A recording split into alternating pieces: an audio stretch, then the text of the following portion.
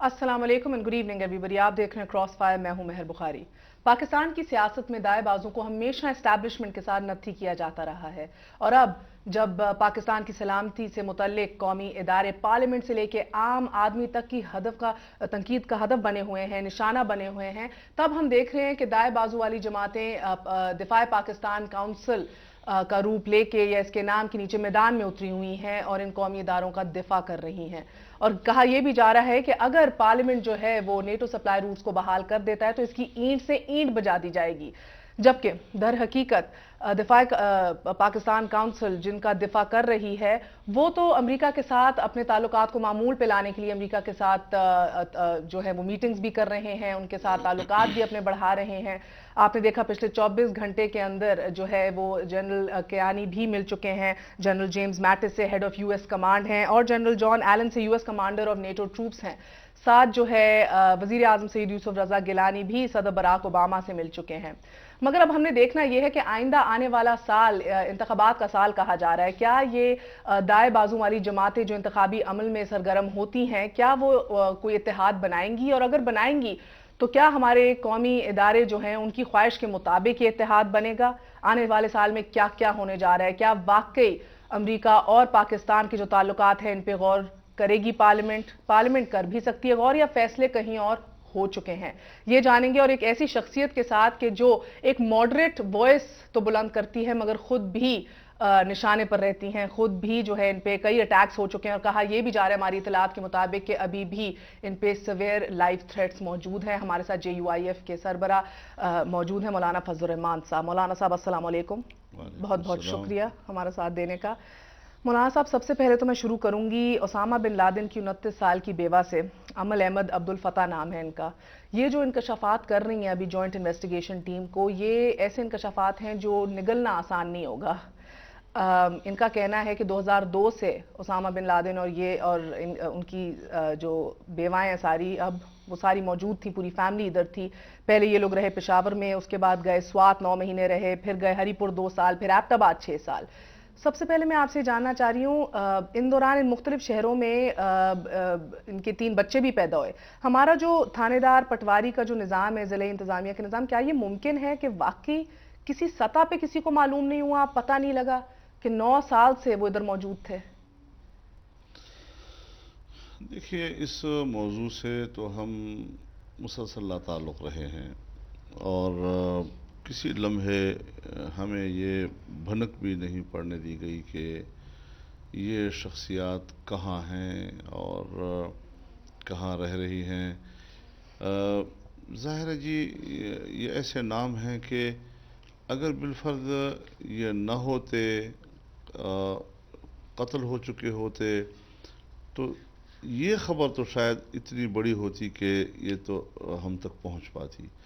और जब तक ये ख़बर हमें नहीं पहुंच रही थी तो हमारा गुमान यही होता था कि वो ज़िंदा है। लेकिन ये कि वो कहाँ हैं, यानी इस वक्त भी ना हमने ये कोशिश की है कि ये शख्सियात जो उनको मतलूब रही हैं कहाँ कहाँ रही हैं, न ये हमने अपना दर्द सर रखा है कि इस पर भी हम अपना वक्त ज़ाया करते रहें और तवानाइयाँ सर्फ करते रहें कि ये लोग कहाँ हैं। जी, चूँकि यहाँ हम खुद एक पार्टी हैं और उसका अपना एक इतना बड़ा काम, इतना बड़ा निज़ाम, और फिर पाकिस्तान के अंदर तमाम जो मजहबी तबका है, हमारे मदारस हैं, हमारे इदारे हैं, उनको एक एतदाल की राह पे रखना, उनको पाकिस्तान और आइन के दायरे में रखना, एक ऐसी लाइन पर ले जाना कि जहाँ पर बैनुल अक़वामी हालात तो उसको इंतहा पसंदी की तरफ ले जा रहे हैं, किस तरह हम उनको एक एतदाल की राह पे डाल के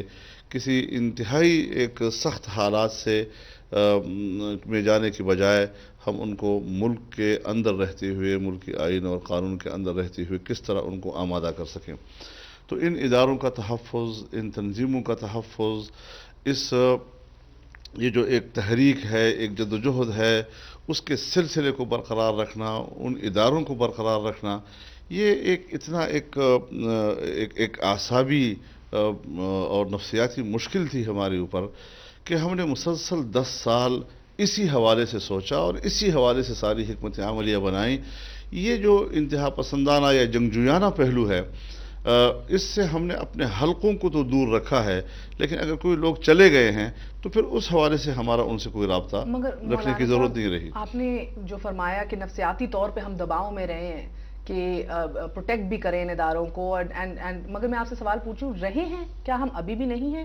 میمو کیس کے اوپر تو ہم لوگوں نے اتنی بڑی تفتیش سٹارٹ کر دی، سپریم کورٹ میں ایشو چلا گیا، انٹرنیشنل ایشو بن گیا، مگر جدھر سوورنٹی آپ کی پامال ہوئی، جو 2 مئی کا واقعہ تھا، جدھر فیکٹس اور فگرز جے آئی ٹی کے پاس ہیں کہ 9 سال سے اسامہ بن لادن ادھر موجود تھا، 6 سال ایبٹ آباد میں وہ رائے، ہری پور میں رائے، سوات میں رائے، تو جے آئی ٹی کا یہ مینڈیٹ ہی نہیں ہے کہ پتہ کرے کہ یہ کوئی بھی اگر سرکاری یا ملٹری آفیشل جو تھا اس کی آگاہی میں تھی یہ نالج؟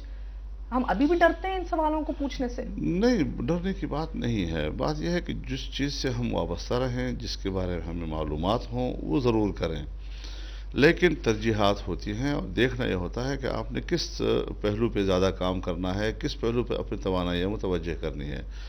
بدقسمتی سے ہمارے ملک کے اندر ہماری اسٹیبلشمنٹ اتنی طاقتور رہی ہے کہ وہی اصل معیار ہیں اور انہوں نے ہی ترجیح طے کرنی ہوتی ہے کہ یہ مسئلہ اہم ہے اور یہ غیر اہم ہے۔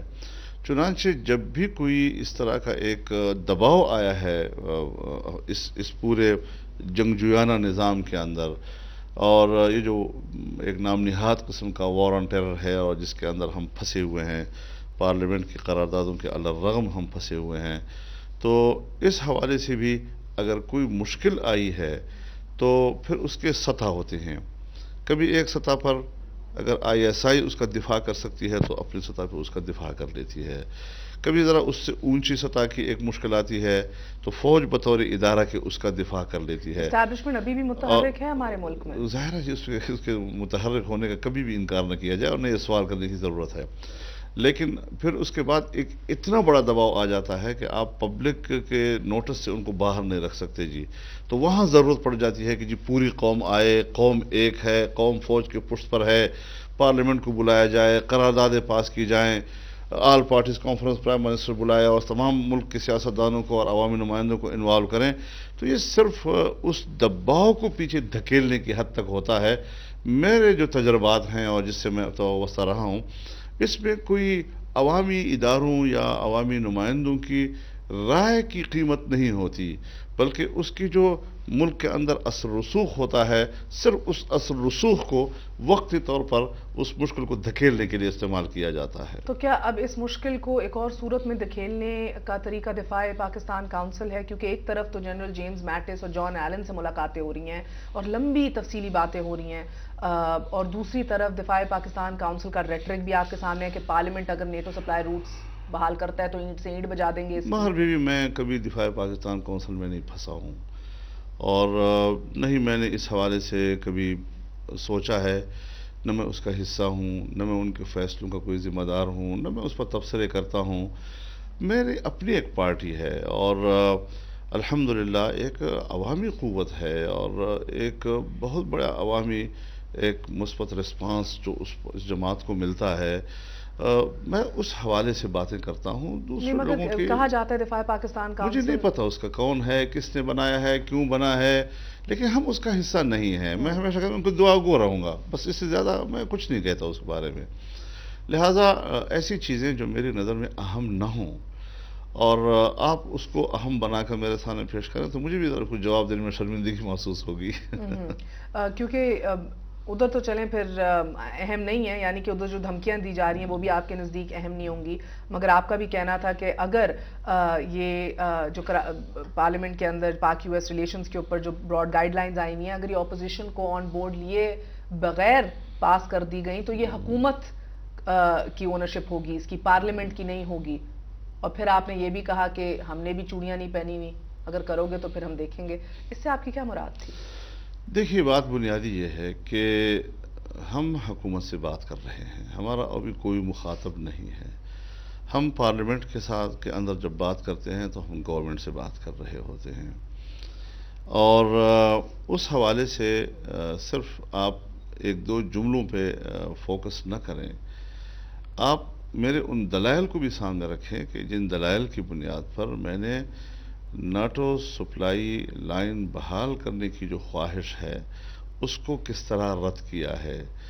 بات بنیادی یہ ہے کہ جس وقت ناٹو سپلائی لائن بند کی جاتی ہے، جس وقت شمسی ایئر بیس خالی کرایا جاتا ہے، تب تو نہ پارلیمنٹ سے پوچھا جاتا ہے، تب تو نہ اس کا کسی حکومت سے پوچھنے کی ضرورت ہوتی ہے، اور وہ فیصلے چونکہ مقبول ہوتے ہیں، پاپولر ہوتے ہیں، وہ خود ہی کر دیتے ہیں۔ جب ایک آپ نے غیر مقبول فیصلہ کرنا ہے تو پھر اس کا سارا وبال جو ہے وہ آپ پارلیمنٹ پہ ڈال دیں، آپ عوامی نمائندوں پہ ڈال دیں۔ تو اس صورتحال میں میں نے ان سے یہ کہا کہ 2 قراردادیں اس پارلیمنٹ نے متفقہ پاس کی ہیں۔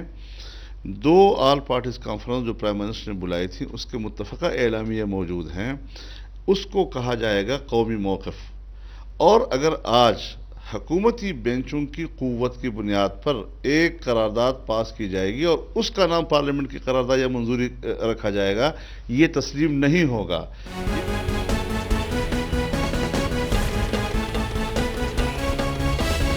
سر، آپ قومی سلامتی کمیٹی کا تو حصہ بھی ہے نا؟ جی، آپ کے بھی دستخط موجود ہیں ان سفارشات پہ، رضا ربانی صاحب بھی کہتے ہیں جی، تو یہ ایسی صحافیانہ قسم کا سوال ہے۔ ہماری پوری کارروائی جو ہے وہ ان کیمرہ رہی ہے، اور ہمارے لیے امانت تھی کہ ہم کوئی بات جو اندر ہم نے تحفظات دی ہیں اس کو باہر کہیں۔ تو اس حوالے سے پارلیمان کا کام، کمیٹی کا کام، اس میں جو تعاون کا ایک جذبہ رہا ہے ہمارا کہ معاملہ چلتا رہے، اور پھر اس یقین دہانی کے بعد کہ چونکہ یہ پارلیمنٹ میں آئیں گی اور جن کی تحفظات ہیں، بہتر ہے کہ پارلیمنٹ میں اپنے تحفظات پیش کریں۔ اور آپ دیکھ رہے ہیں کہ پارلیمنٹ کا اس وقت کا اجلاس ان کیمرہ نہیں ہو رہا جی، اور اس پہ ہم اپنے تحفظات جو ہیں ان کی اجازت سے اور ایک کمٹمنٹ کے ساتھ کہ ٹھیک ہے ہم نے کمیٹی کے معاملات میں کوئی تو ایک جیسے آپ سمجھتے ہیں جی کہ ایک ڈرافٹ تیار ہوا ہے، ایک جس طرح ایک کام کا ایک نقشہ پیش کیا جاتا ہے، اس میں کچھ چیزیں سے آپ کا اتفاق ہے، کچھ سے نہیں، لیکن کمیٹی میں ہم نے راستہ روک کر کے بھی یہ نہیں روکنا چاہیے، پارلیمنٹ میں آ جانی چاہیے، اور پھر پارلیمنٹ میں ہم بات کریں تو ہمارے لیے دروازے کھلے جو ہیں۔ یہ سفارشات ہیں ان میں تو 2 ٹوک یہ کہا گیا ہے کہ نیٹو روٹس جو ہیں وہ بحال ہونی چاہیے اگر اپولوجی یعنی کہ معافی آ جائے امریکہ کی طرف سے۔ دوسری بات کہ آپ جو آپ کے ٹرمز آف اگریمنٹ ہیں ان کو پھر سے سر نو ان کا تعین کریں کہ ہم کون سی روٹس ہوئیں گی، پیسوں کے حوالے سے کیا ریلویز اس کو اوور لک کرے گا، یو نو آل دیٹ، آپ ادھر موجود تھے تو اس پر میں بات کرنا چاہوں گا جی۔ آپ اگریمنٹ میں تھے ان سب چیزوں کے؟ دیکھیے میں اس پر بہت اچھی باتیں کر چکا ہوں پارلیمنٹ میں، اور آپ کے سامنے بھی کہہ دینا چاہتا ہوں۔ ہم نے یہ دیکھنا ہے کہ ہمارا قومی رائے کیا ہے۔ ہماری قومی رائے پارلیمنٹ کی 2008 کی قرارداد واضح کرتا ہے کہ ماضی میں آمرانہ قوتوں نے جو پالیسیاں بنائی خارجہ پالیسی کے حوالے سے یا دہشت گردی کے خلاف جنگ کے اتحادی بننے کے حوالے سے، یہ ذاتی مفادات کی بنیاد پر تھی، قومی مفاد میں نہ تھی۔ اور پھر اس کا جو قرارداد نمبر 1 ہے وہ کہتا ہے کہ آزاد خارجہ پالیسی کے تصور کے ساتھ ہمیں اس پالیسی کو تبدیل کرنا چاہیے۔ جس وقت ہم نے یہ کہہ دیا کہ وہ پالیسیاں آمروں کے مفادات کے تابع تھی، ملک اور قوم کے مفاد میں نہیں تھی، یہ پارلیمنٹ کہتا ہے، میں نہیں کہہ رہا ہوں صرف، اور یہ کہ اب تبدیل کر دینا چاہیے ہمیں آزاد خارجہ پالیسی کے تصور کے ساتھ، ہم نے کہا کہ ان تمام تجاویز میں جو یہاں مرتب کی گئی ہیں، آئین کی اس حصے کو سرے سے نظر انداز کر کے پورے تجاویز مرتب کی گئی ہیں۔ اور پھر جب ہم ایک دفعہ یہ طے کر لیتے ہیں، جس طرح میں نے عرض کیا اس قرارداد کے حوالے سے، پھر اگر ہم فرنٹ لائن اسٹیٹ بنے ہیں تو پھر یہ بھی غلط تھا، اگر ہم دہشت گردی کے نام نہاد جنگ کے ساتھ اتحادی بنے ہیں یا اسٹریٹجک پارٹنرشپ ہم نے کی ہے تو پھر یہ بھی غلط تھی۔ اب اس غلطی کو تسلیم کر لینا چاہیے کہ جو اس کے بعد تسلسل برقرار رکھا گیا اس حکومت نے 2008 کے بعد، یہ غلط کیا ہے انہوں نے، سو پچھلی پالیسی بھی غلط تھی، سو اس کا تسلسل بھی غلط تھا۔ ایک چیز اس کو مد نظر رکھنا ہوگا ہمیں جی۔ دوسری بات یہ ہے کہ سپلائی لائن کو بحال کرنا، اس کی ضرورت کیا ہے؟ برہان الدین ربانی مرحوم جو وہاں کے صلح کمیشن کے سربراہ رہے اور وہ حکومت کے زیر سایہ تھی، باضابطہ سرکاری طور پر ایک بنائی گئی صلح کمیشن، انہوں نے مجھ سے اسی جگہ پہ ملاقات بھی کی، ٹیلی فون پر بھی بات کی، اور یہ فرمایا انہوں نے کہ ہم اب طالبان کو دہشت گرد نہیں کہتے، ہم اس الزام سے دستبردار ہیں، ہم ان کو اپنا بھائی سمجھتے ہیں، ہم ان کو اپنا ایک حقیقی حزبی اختلاف سمجھتے ہیں اور ان سے بات کرنا چاہتے ہیں، اور آپ لوگ ہمارے ساتھ اس میں تعاون کریں، اور وغیرہ وغیرہ جو بھی ان کی بات تھی۔ ابھی آپ نے دیکھا کہ اوباما نے کہا کہ طالبان دہشت گرد نہیں، ہم ان سے بات کرنا چاہتے ہیں، اور طالبان کی قیادت کو بلیک لسٹ سے نکال دیا۔ یہ دوسرا عمل مصالحت کی طرف جانے کا کہ ہم 2014 تک نکلنا چاہتے ہیں، جنگ ختم کرنا چاہتے ہیں۔ طالبان کی طرف سے مذاکرات پہ ہاں ہو گئی اور قطر میں دفتر بھی کھل گئے، اور اس وقت بھی وہاں دفتر ہے، گفتگو کا آغاز ہو گیا ہے۔ گو کہ کچھ تعطل ہے، لیکن تعطل طالبان کی سائڈ سے نہیں ہے، تعطل امریکیوں کی سائڈ سے ہے کہ امریکہ کے اندر کنفیوژن ہے، مختلف ادارے مختلف انداز سے سوچ رہے ہیں اور ایک لائن نہیں لے رہے۔ ہماری انہی تجاویز میں، جس کو ابھی اسمبلی میں پیش کیا گیا ہے، انہی تجاویز میں یہ لکھا گیا ہے، ایک شق یہ ہے کہ افغان مسئلے کا کوئی فوجی حل نہیں۔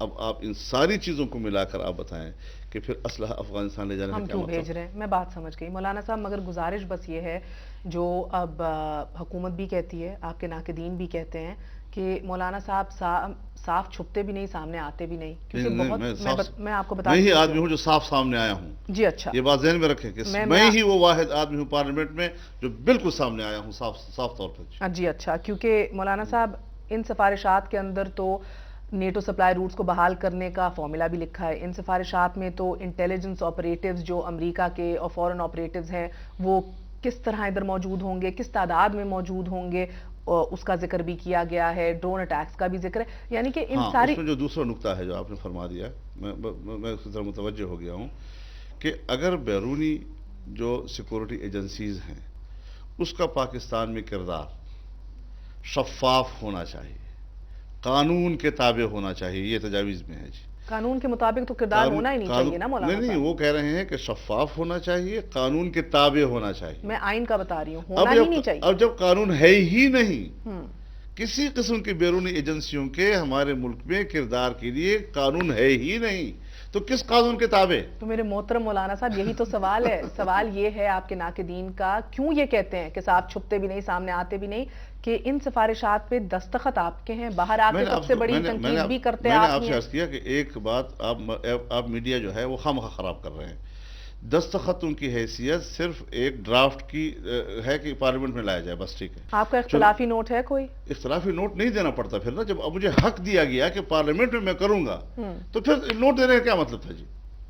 یعنی اگر دستخط کے بعد پروفیسر خورشید صاحب لکھ کر دیتے ہیں کہ میں چونکہ سینٹ سے فارغ ہو رہا ہوں اور چونکہ میری پارٹی اب پارلیمنٹ میں نہیں ہوگی لہذا وہاں میں اپنی تحفظات نہیں دے سکوں گا، تو میرے دستخط واپس تصور کیے جائیں، وہ تو سمجھ میں آتی ہے کہ وہ پارٹی جا رہی ہے، پارلیمنٹ سے آئے نہیں، لیکن میں تو ہوں، لہذا مجھے یہ لکھنے کی ضرورت نہیں تھی۔ جی اچھا، تو معاملات کو کہیں پہ روکنا۔ اب آپ کو لگ رہا ہے کہ اس کے اوپر سیاست کر رہی ہے حکومت بھی کہ بھئی نون لیگ شور مچا رہی ہے، ان کے اراکین اندر موجود تھے، مولانا صاحب آواز اٹھا رہے ہیں، یہ تو غلط پالیسی اختیار کر رہے ہیں، یہ تو ہپوکریسی ہے۔ اتنا سطحی اور مزاحیہ قسم کا سوال ہے کہ یہ تو پھر سنجیدہ اجلاس میں ہم بیٹھے گے بھی نہیں کل۔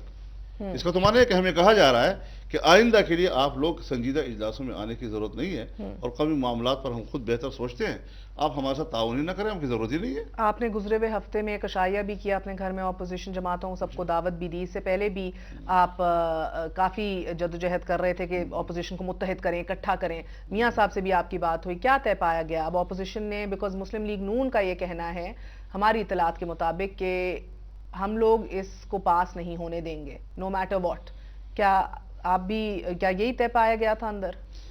بالکل یہی طے ہے، اور میں نے پارلیمنٹ میں بڑی وضاحت کے ساتھ کہہ دیا ہے، میں نے 25 مارچ کو پشاور کے بہت بڑے جلسے عام میں لاکھوں انسانوں کے سامنے اس کا اعلان کیا کہ یہ حکومت کا ایک طرفہ فیصلہ ہوگا، اس کو قومی موقف تسلیم نہیں کیا جائے گا۔ آپ تو پارلیمنٹ کی یہ بات بتا رہے ہیں نا، جو فوجی سائیڈ لائنز پہ مل رہے ہیں ان کی بات کیا کرتے ہیں آپ؟ ان کا کیا کہیں گے؟ وہ چونکہ آپ کی اس ملاقات کے بعد پرائم منسٹر ہاؤس میں ایک بریفنگ دی جا نہیں رہی ہے، نہیں، میں اس میں پتہ چلے جی گا کہ نہیں، ان کی مگر رائے میں کہہ کیا رہی ہوں ہے۔ ابھی ہمارے ملنے سے پہلے پچھلے 24 گھنٹے میں 48 گھنٹے میں بھی کچھ اہم ملاقاتیں ہوئی ہیں۔ ہاں، جو وہ امریکی جنرل آئے ہیں اور یہاں ملاقاتیں ہوئی تو جب ہیں، پارلیمنٹ نے کچھ تو فیصلہ ہی نہیں کیا تو وہ ملاقاتیں کیوں جاری رہیں اتنے گھنٹوں کے یہ لیے؟ سب وہ سوالیہ نشانات ہیں پارلیمنٹ کی خود مختاری، پارلیمنٹ کی بالادستی کے حوالے سے، کہ کیا صرف پارلیمنٹ اسی لیے ہے کہ پس پردہ جو ہے تو دنیا کے ساتھ معاملات طے کر لیے جائیں؟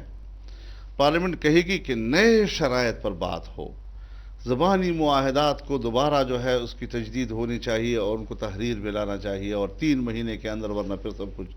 یہ ساری چیزیں جو ہیں اس لیے ہو رہی ہیں کہ جب اصولی طور پر تو خوبصورت لفظ ہے کہ دنیا کے ساتھ اگر آپ نے کوئی نیا کانٹریکٹ کرنا ہے تو پھر آپ نے ان کے نئے شرائط طے کرنے ہیں، تجدید کرنی ہے وغیرہ وغیرہ، اور پارلیمنٹ سے باہر شرائط طے ہو جائیں اور پھر کہا جائے کہ چونکہ ہمیں پارلیمنٹ نے اجازت دی ہوئی تھی لہذا ہم نے کر، تو میں نے پارلیمنٹ کے اندر ان 2 اخبارات کے باقاعدہ حوالہ جات پیش کیے کہ جو انتہائی ذمہ دار اخبارات نے شائع کیے، اور یہ کہ یہاں سے واشنگٹن کو کنوے کر دیا گیا ہے کہ ہم ایگری ہو چکے ہیں۔ تو یہ ساری چیزیں کنفیوژن پیدا کر رہی تھی۔ اور آپ کا یہ ماننا ہے کہ ایسے، آپ کا کہنا بھی تھا، ابھی بھی ماننا ہے کہ آپ کا، کہ ایسے عوامل اور اشارے موجود ہیں کہ جو ہمیں اس بات کا یقین دلاتے ہیں کہ نیٹو روٹس کو بحال کرنے کا فیصلہ ہو گیا ہے، اب محض پارلیمنٹ کی مہر لگنی ہے؟ یہ ہمیں اطلاعات ہوئی تھی۔ چھوٹا سا وقفہ لیں گے اور اس کے بعد مولانا صاحب سے پوچھیں گے کہ اطلاعات ہوئی تھیں، مگر کیا یہ اطلاعات جو ہیں ابھی بھی قائم ہیں اپنی جگہ؟ ابھی بھی ان کو بھروسہ ہے کہ یہ سیٹنگ اور یہ انڈرسٹینڈنگ ہو چکی ہے؟ اگر واقعی ایسا ہے تو پارلیمنٹ میں کسی بھی بحث کا کیا فائدہ ہوگا، اس کا کیا وزن ہوگا؟ After very short break.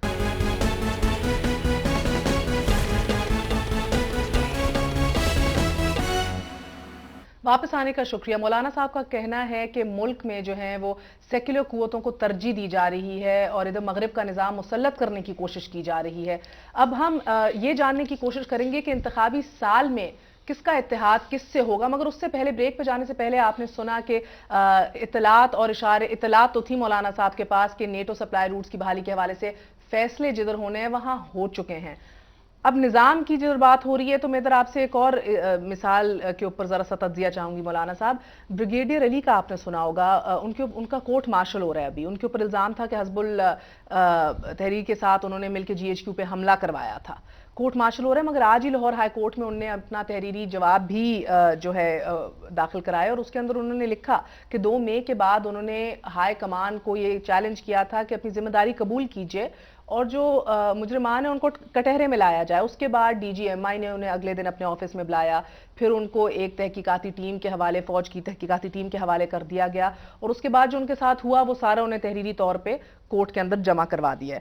سوال یہ ہے کہ آپ کو یاد ہوگا وزیر اعظم نے اسمبلی میں کھڑے ہو کر کہا تھا کہ ہم پوچھتے ہیں اسامہ بن لادن اس ملک میں کیسے آیا، وہ آگے سے ہم سے پوچھتے ہیں کہ ابھی فورن ویزے کس کے پوچھنے سے دے رہے ہو، کون فورن ویزے دے رہا ہے؟ اس سوال کے اندر بہت کچھ نمایاں ہو جاتا ہے۔ میں آپ سے جاننا چاہ رہی ہوں کہ ایبٹ آباد کمیشن واقعی اس سے کوئی توقع کی جائے، کیونکہ اگر بریگیڈیئر علی جو ایک اپنا ہی ہے اس کے ساتھ یہ ہو رہا ہے تو دوسرے جو ہیں وہ ٹرانسپیرنٹ تفتیش کر سکیں گے یا کر سکتے ہیں؟ ہمارے سوالوں کے جواب کبھی ملیں گے اس قوم کو؟ بہرحال اصولی طور پر تو کمیشن ناگزیر بھی ہوتے ہیں، تحقیقات کرنا ناگزیر بھی ہوتا ہے، اس کی اکثر نفی کرنا بھی مناسب نہیں ہوا کرتا۔ اگر ایک شخص جو ہے اس کا پیچھا ساری دنیا کر رہی ہے، اور صاحب ہم سے تو اب ایک چونٹی بھی نہیں چھپ سکتی، اور ہم تو زمین کے اندر سے جو ہے اگر کوئی چھپتا ہے تو چونٹی بھی کو بھی ہم باہر نکال کے رکھ سکتے ہیں۔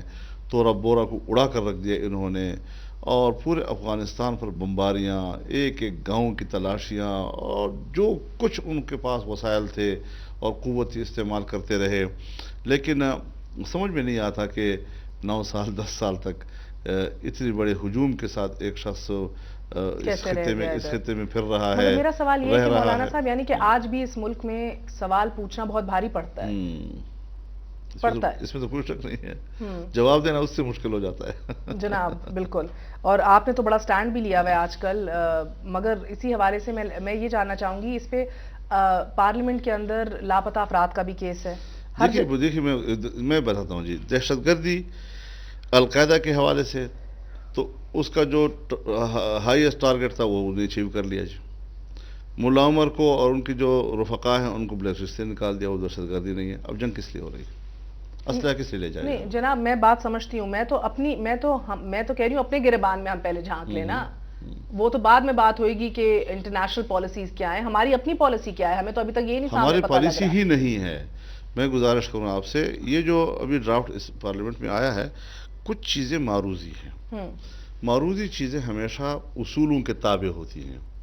ہمارا سوال بنیادی یہ ہے کہ آپ ایک پالیسی ڈرافٹ جو ہے بنا کر پارلیمنٹ میں پیش کریں، پھر دیکھیں کہ جو معروضی صورتحال ہے وہ ہمارے ان پالیسیوں سے مطابقت کھاتے ہیں یا نہیں. اگر مطابقت کھائیں گے تو ہم قبول کر لیں گے، مطابقت نہیں کھائیں گے تو رد کر دیں گے. لیکن یہاں آپ نے ایک طرف خارجہ پالیسی کے لیے اصول وضع کر دیے اور اسی کے اندر آپ نے معروضی ضرورتیں بھی رکھ دی، پالیسی کا درجہ دے کر اس کو جی. تو اس وجہ سے جو نیٹو سپلائی والا مسئلہ ہے یا بیرونی ایجنسی والا مسئلہ ہے، اس نے ایک بھونچال اختیار کر لی. تو میں آپ سے ایک سوال پوچھوں گی، مجھے مولانا صاحب ہاں یا نہ میں جواب دینے کی کوشش کیجیے گا. یہ کہا جا رہا ہے کہ پارلیمنٹ میں یہ ایشوز لانا جبکہ بہت مثبت بات ہے، بہت اچھی بات ہے، تاریخ میں پہلی دفعہ ہو رہا ہے کہ براڈ گائیڈ لائنز بھی ڈسکس ہو رہی ہیں اتنا کھل کے. مگر واقعی اگر گراؤنڈ ریالٹی دیکھی جائے تو یہ سیاستدانوں کے ہاتھوں میں جھنجھنا دینے کے مترادف ہے. بجاؤ خوش ہو، ہاں یا نہ؟ میں اس میں صرف ہاں یا نہ میں جواب نہیں دوں گا. میں صرف اتنا کہوں گا کہ اگر تو جب کچھ نہیں ہے اور کچھ ہونے کی طرف ایک پیش رفت ہے تو اس کو مثبت چیز تصور کیا جائے. لیکن خارجہ پالیسی کچھ اصولوں کا نام ہوتا ہے، کچھ ملکی مفادات کے حوالے سے ہم نے کچھ واضح اصول طے کرنے ہوتے ہیں.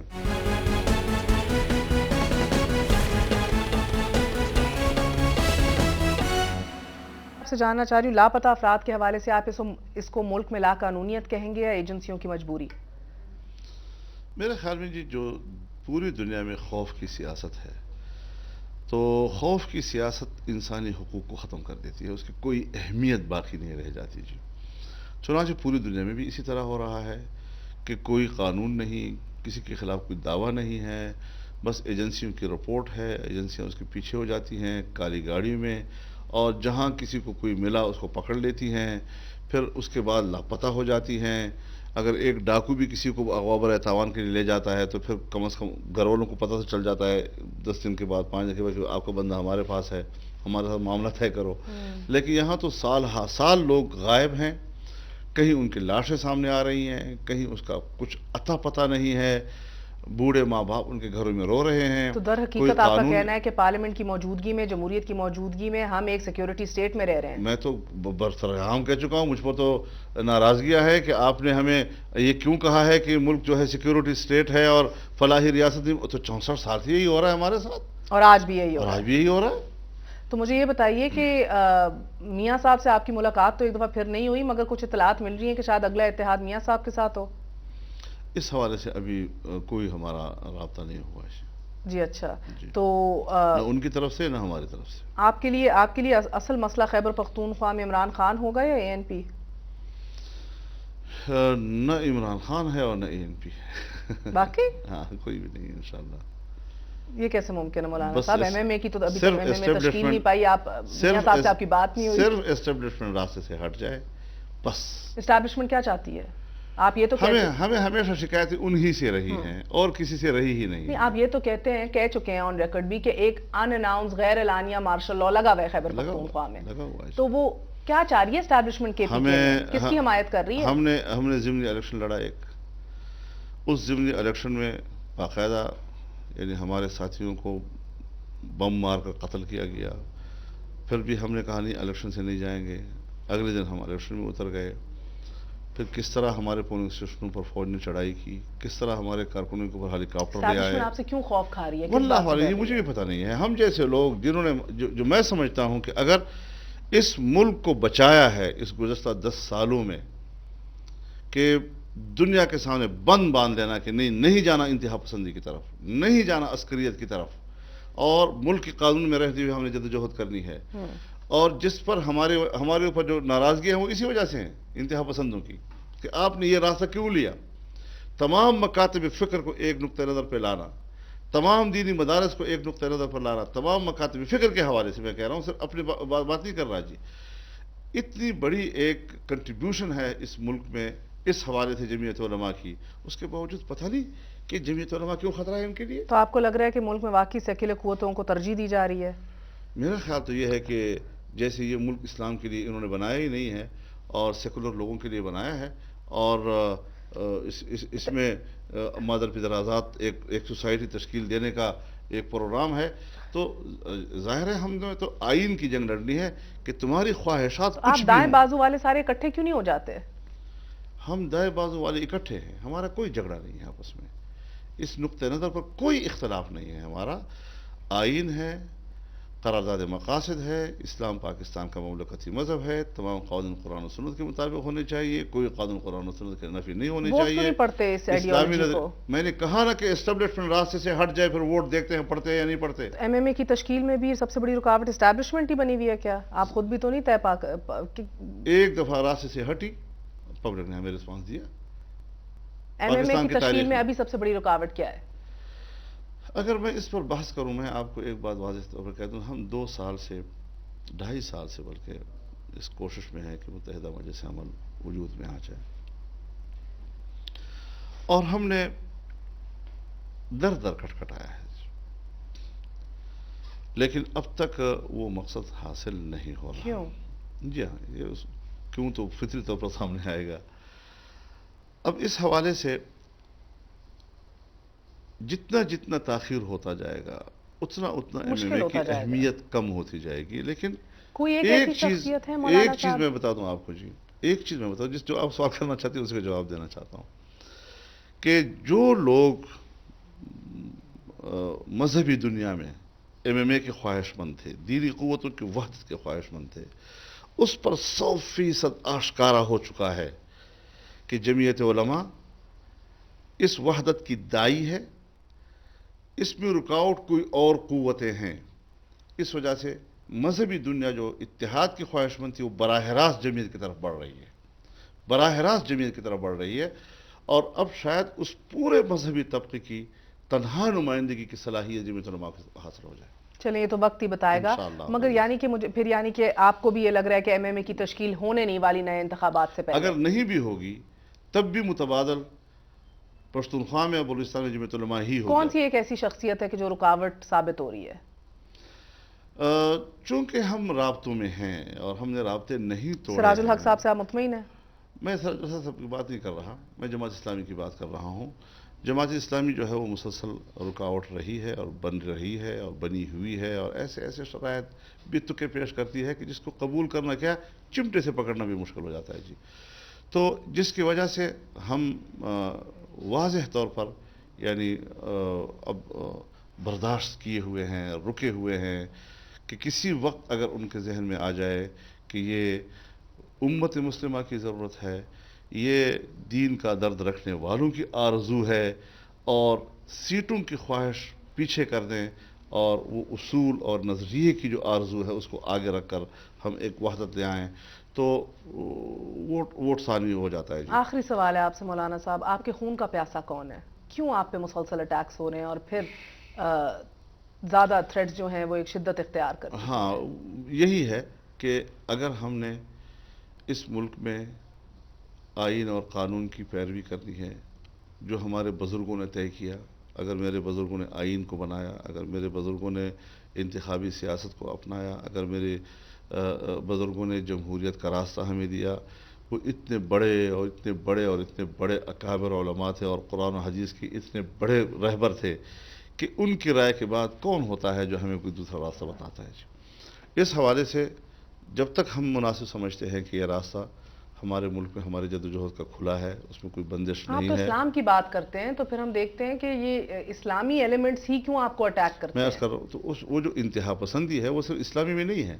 میں آپ کو ایک بات بتا دوں کہ اگر پشتونخوا میں، جس کو طالبان کہتے ہیں یا طالبان کی عسکریت پسند کہتے ہیں، وہاں جائیں تو وہ جمہوریت کو گالیاں دے رہے ہیں۔ آپ بلوچستان میں جائیں تو جو قوم پرست پہاڑوں میں چلے گئے ہیں بندوق اٹھانے والے، وہ جمہوریت کو گالیاں دے رہے ہیں۔ لہٰذا عوام میں جو نعرہ مقبولیت اختیار نہیں کرتا वही बंदूक उठाकर इंतहा पसंदी की तरफ चला जाता है जी। जिसको अवाम में पजीराई मिलती है उसको इस तैश में आने की क्या ज़रूरत है जी।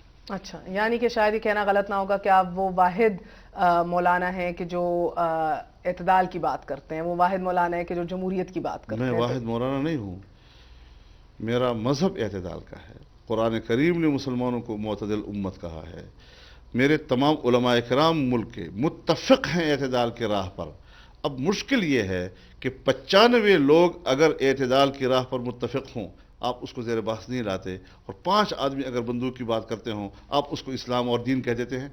ये ज़रा आपकी मीडिया भी बहुत जुल्म कर रही है, आपके इदारे बहुत जुल्म कर रहे हैं कि इस तनासब को इतना गलत पेश कर रहे हैं कि जहाँ समंदर जा रहा है, दरिया जा रहा है, उस दरिया को कंसिडर ही नहीं करते। और अगर एक तुग़यानी से आगे और एक पुश्ता कहीं टूट गया और उसने एक तूफ़ान मचा दिया, उसको बहुत ज़्यादा ज़ेर बहस लाया जाता है। तो ये कुदरती बात है कि अगर फसाद होगा, कहीं पर पुश्ता टूटेगा, कहीं आबादियाँ ख़राब होंगी, वो शायद वक्ती क्यों न सही, वो तुग़यानी क्यों न सही, लेकिन वो ज़ेर बहस ज़रूर आता है। चले, हम तो मुंतज़िर रहेंगे मौलाना साहब के इस सोच को भी अब वोट मिले और हम आके देखें जो आप भी एक फ़लाई रियासत भी इन्विजन कर रहे हैं, इस्लामी फ़लाई रियासत इन्विजन कर रहे हैं, उसको वोट कब मिलेंगे पाकिस्तान में, ये हम भी देखेंगे। आज के लिए बहुत बहुत शुक्रिया आपका मौलाना साहब। That's all for tonight. इंशाअल्लाह पीर को मुलाकात होगी। खुदा हाफिज़।